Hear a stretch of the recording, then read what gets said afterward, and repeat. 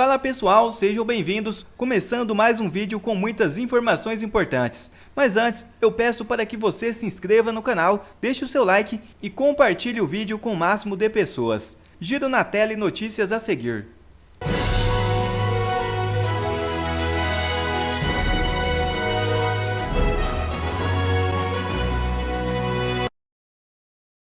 Jorge Serrão comenta sobre denúncia na OEA do jornalista norte-americano Michael Shellenberg contra o governo brasileiro e faz forte cobrança ao Senado Federal. Assista. O Schellenberger agiu muito bem. Usou a arma do inimigo para golpear aqueles que querem atentar contra a liberdade de expressão no Brasil. De novo, contra aqueles que querem golpear a Constituição do Brasil. Quem é que está golpeando a Constituição do Brasil? Todo mundo sabe. Agora, literalmente, o mundo inteiro sabe. Por isso que o Brasil está passando vergonha. Brevemente, seremos um pária internacional. Brevemente, corremos riscos de sofrer sanções até políticas e econômicas em função da tirania tupiniquim. A tirania tupiniquim é descarada, é escancarada. É uma união do judiciário, que está ultrapassando o seu papel de poder originário para fazer política, unido convenientemente com o poder executivo e com a conivência criminosa do Congresso Nacional. A culpa essencial dessa crise é do Congresso Nacional. Se os representantes do povo tivessem dado um basta nisso aí, tudo já estava resolvido. É um tranco democrático que o Poder Legislativo teria que ter dado. Só isso. O Senado, quem tem o papel de fiscalizar o judiciário no Brasil? Vamos lá. O papel inicial de corregedoria do judiciário caberia ao Conselho Nacional de Justiça. Só que a gente tem o problema das composições. O Conselho Nacional de Justiça nada fará jamais contra o Supremo Tribunal Federal, porque ele é presidido pelo presidente do Supremo Tribunal Federal. Então, é lógico. Vamos na lógica do ser humano, né? O ser humano não vai atacar a ele mesmo dessa maneira. Então, ok, tem esse probleminha? Tem esse probleminha. A nossa modelagem estrutural não foi bem feita nesse caso. Mas tem a clareza constitucional. Cabe ao Senado fiscalizar atos do Supremo Tribunal Federal. O Senado pode promover até impeachment de ministro do Supremo Tribunal Federal depois de promovido o justo julgamento dos casos. Aí tem lá 50 e tantos pedidos de impeachment de ministro.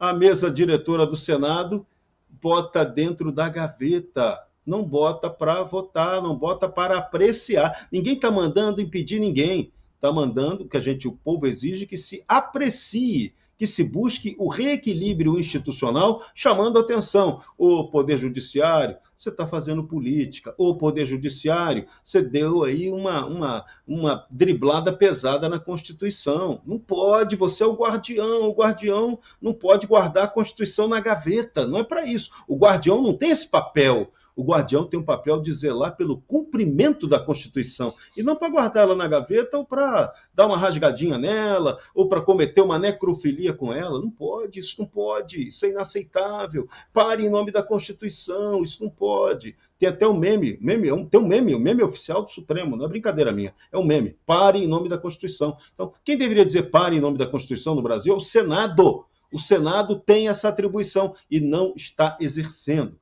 A mesa diretora do Senado não está fazendo isso. O presidente do Senado, eu nem sei quem é o nome dele, ele não está fazendo isso. Não está cumprindo o papel dele. Está de brincanagem com o povo brasileiro.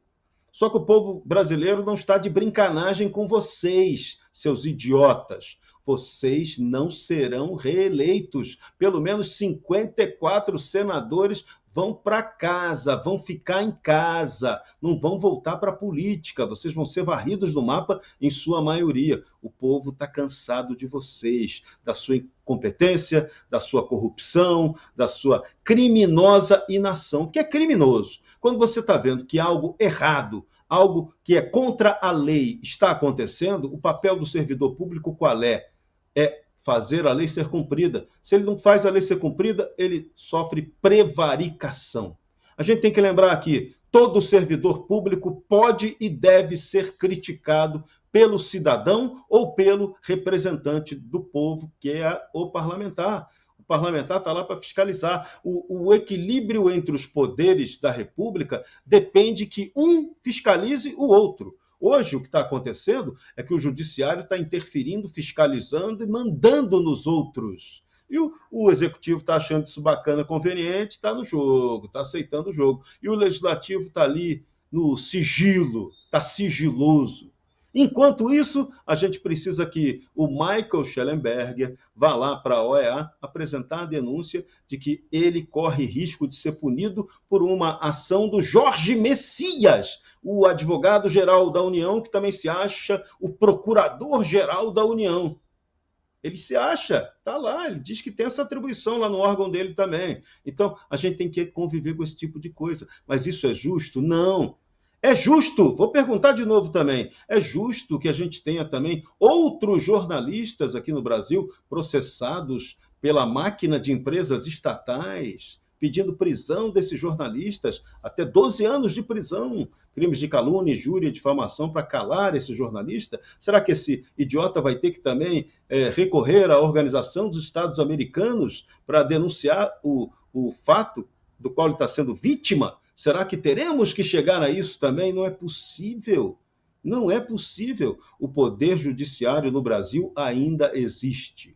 Ainda tem muita gente boa, séria, competente, focada no respeito à legalidade, com legitimidade no poder judiciário brasileiro. São essas pessoas que precisam acordar. Vocês não podem aceitar o estado de coisas. A tirania não combina com o poder judiciário que pretende fazer justiça. Agora, combina com o poder judiciário que se aceita ao papel de fazer justiçamento. Justiçamento é diferente de justiça. Justiça é algo nobre, é o respeito máximo ao Estado de Direito. Justiçamento é o abuso, é a tirania, é o ato ditatorial contra o cidadão ou contra alguém que você queira perseguir. Então, isso é inaceitável. Então, o Brasil está virando um par internacional. Mas calma, calma, calma.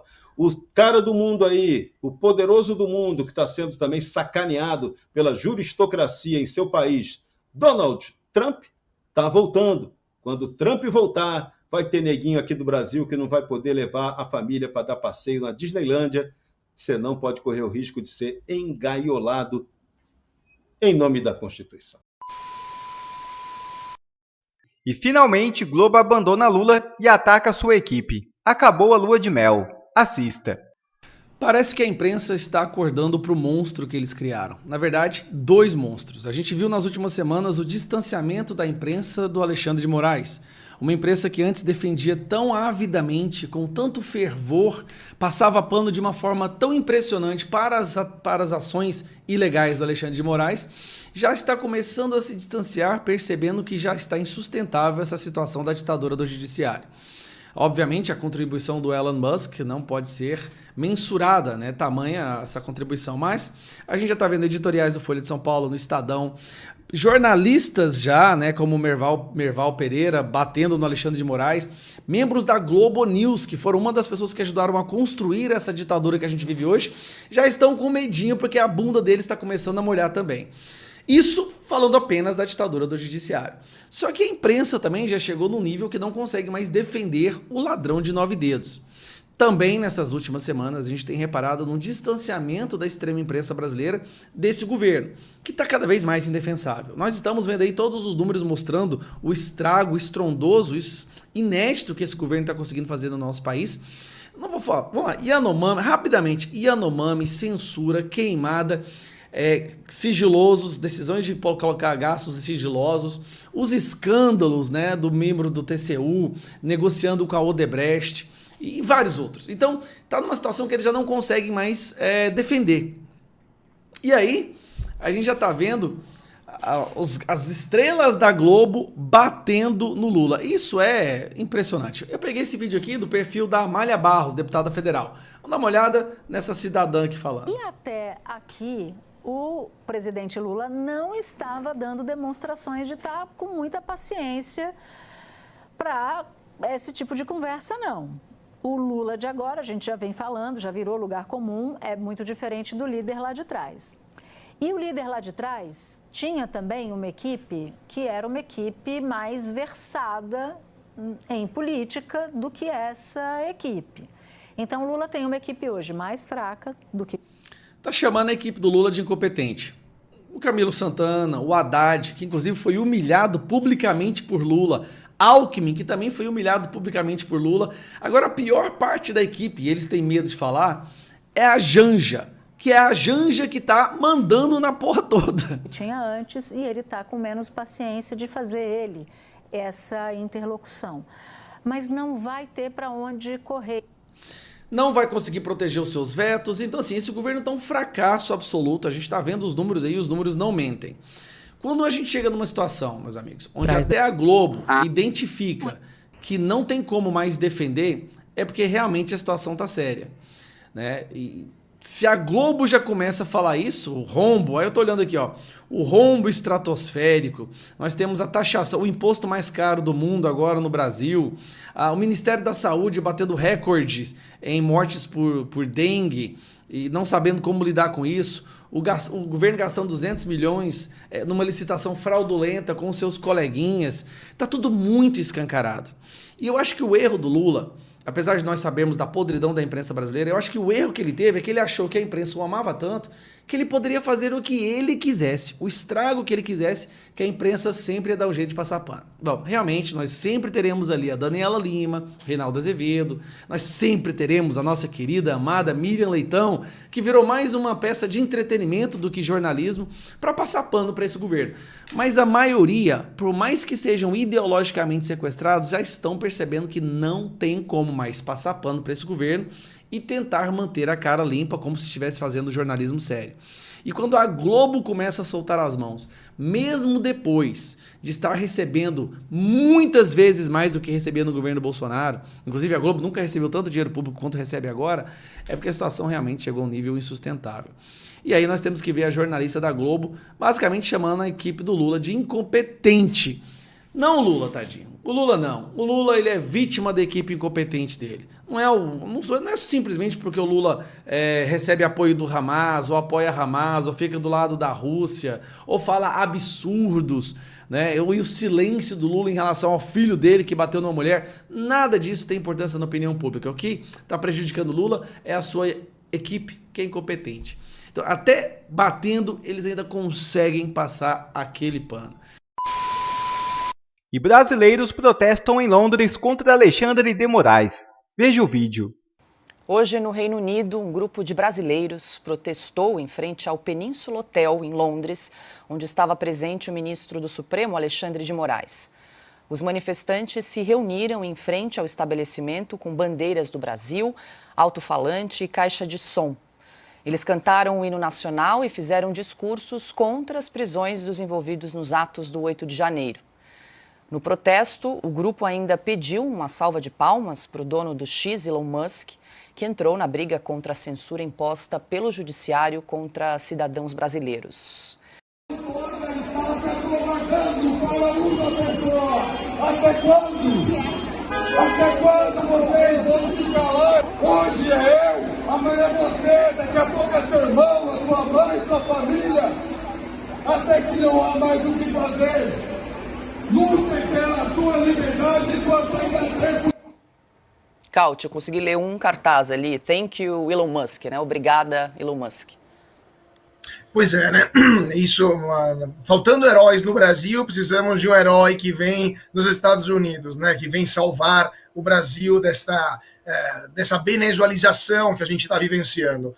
Mas, Paula, eu acho corretíssimo chamar os ministros do STF para falar sobre como a insegurança jurídica afasta os investimentos. Eles são os protagonistas, eles são as causas, então, corretíssimo. Vamos diretamente à fonte do problema e perguntamos por que eles estão fazendo isso, né? Só que a gente não vai poder saber o que está acontecendo dentro desse hotel de ultra luxo em Londres, porque foram proibidas gravações, foi proibido o acesso ao público, foi proibido até mesmo saber quem vai estar entre a plateia. Então a gente não sabe se são lobistas, se são empresários que têm pendentes processos no STF, que vão ter uma ocasião para falar com ministros que vão decidir sobre esses processos. Não sabemos se são condenados ou pessoas que estão com processos pendentes no Supremo por corrupção, por exemplo. Não sabemos se o José Dirceu, por exemplo, está lá, já que José Dirceu voltou ativa com uma vida mundana que daria inveja a muita gente, né, no circuito das grandes, da elite de Brasília. Então, não sabemos quem está falando com os decisores máximos do judiciário brasileiro, que estão no hotel de luxo em Londres, pagos por não sabemos quem, porque não sabemos se foi a empresa que pagou ou não, porque ela se recusa a responder a essa informação, não sabemos se o STF pagou, ou seja, com dinheiro público, e está tudo normal? E a gente acha isso normal, isso em um país normal. Imagina só se um juiz da Corte Suprema Americana aceitasse um convite para outro país, ficar 3 dias num hotel de luxo, com direito a tour, pago por não se sabe quem, para falar de coisas que ninguém sabe o que vai ser tratado, porque é proibido gravar ou relatar isso para a imprensa. Isso não daria um escândalo tamanho família nos Estados Unidos, que levaria à demissão de vários ministros, levaria a pedido de impeachment? Você acha que ministros da Suprema Corte da França, ou de Portugal, ou da Alemanha, aceitariam ou cogitariam aceitar um convite como esse? Quando eu trabalhei na Comissão Europeia, por muito tempo, trabalhei no gabinete do vice-presidente, da então vice-presidente da Comissão Europeia. Chegavam convites, chegavam presentes. A regra era qualquer coisa que supere 100 euros tem que ser imediatamente entregue para a própria comissão, que tem um órgão lá de fiscalização, e devolvida eventualmente para quem fez o presente, quem fez o agrado. Não se pode aceitar nenhum tipo de prestação, de bem ou de presente de quem quer que seja, porque uma função pública prevê uma palavra chamada sobriedade, que evidentemente se tornou uma ilustre desconhecida no Supremo Tribunal Federal, onde já se viu que ministro do Supremo está fazendo um tour do mundo nos melhores hotéis de luxo do planeta, uma vez em Nova York, uma vez em Paris, uma vez em Londres, outra vez em Roma, para discursar a portas fechadas de questões que não podemos saber, pagos por terceiros. E só isso não mereceria um pedido de impeachment imediato por completa incompatibilidade do comportamento com as funções? Então, assim, o Brasil está tão surrealista que temos 56 milhões de pessoas que vivem de Bolsa Família e 11 ministros do Supremo que curtem os hotéis mais luxuosos do mundo, pagos por lobistas, evidentemente pagos por terceiros, e a gente acha que está tudo normal. E com população decepcionada, Exército sente a hostilização e faz ameaça. É isso mesmo. O Exército Brasileiro está cogitando adotar medidas extremas em resposta aos comentários em suas redes sociais. Conforme as novas diretrizes, qualquer usuário pode ser bloqueado imediatamente. Sem justificativa, consulta o aviso prévio. Dependendo do conteúdo das postagens, estas podem até ser encaminhadas para medidas mais severas por parte das autoridades competentes. Nos últimos meses, as redes sociais do Exército Brasileiro vêm sendo sobrecarregadas por mensagens hostis e inquisitivas.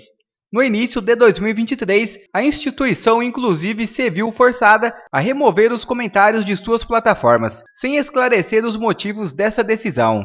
Os comentários hostis seguem um padrão recorrente, lamentam a decadência da instituição, apontam para a falta de credibilidade da população e questionam seu compromisso com a nação e quem realmente servem.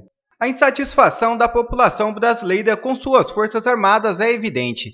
A atitude de impedir a retaliação do povo por meio da restrição dos comentários não muda esse fato, apenas o destaca ainda mais. E outra notícia já na tela. Urgente. Justiça bloqueia contas de Eduardo Bolsonaro. A Justiça de São Paulo bloqueou as contas bancárias do deputado federal Eduardo Bolsonaro devido a uma dívida com um escritório de advocacia, informa o Globo. Segundo informações do Globo, essa decisão, datada de 18 de abril, ocorreu em um processo movido pelo próprio parlamentar contra o youtuber Henrique Marques de Almeida, conhecido como Mark Zero. Eduardo Bolsonaro alegou que sua honra e imagem foram prejudicadas por uma publicação de Henrique Marques nas redes sociais. Em maio de 2020, o youtuber postou: "Queria tuitar pedindo a morte de Eduardo Bolsonaro, mas isso é contra as regras do Twitter. Então eu nunca tuitarei pedindo para alguém matar a família Bolsonaro. É crime. Não tuitem que alguém deveria matar o presidente", publicou o youtuber. Apesar de perder o processo, o deputado foi condenado a pagar as custas processuais e os honorários advocáticos do advogado do youtuber, totalizando 10% do valor da causa. No entanto, até o momento, Eduardo Bolsonaro não efetuou o pagamento e a justiça determinou o bloqueio do valor devido em sua conta bancária. O pedido de indenização feito por Eduardo Bolsonaro foi rejeitado tanto na primeira instância quanto no Tribunal de Justiça de São Paulo. A Quarta Câmara de Direito Privado do Tribunal considerou que pessoas que ingressam na carreira política estão mais vulneráveis à exposição pública, incluindo críticas e sátiras. Mas aí eu faço uma pergunta: vocês acham que se fosse ao contrário, fosse Eduardo Bolsonaro ou alguém da direita falando essas mesmas palavras contra Alexandre de Moraes ou contra Lula, vocês acham que ele seria condenado ou não? Será que a decisão seria a mesma? Fica a pergunta. Quer ver mais conteúdos como esse? Então inscreva-se agora mesmo no canal e ative o sininho das notificações. Assim você não perde mais nenhum conteúdo que é postado aqui no canal. E também já deixe o seu like para o YouTube ajudar a divulgar o nosso trabalho. Fico por aqui e que Deus abençoe a todos. Brasil acima de tudo e Deus acima de todos.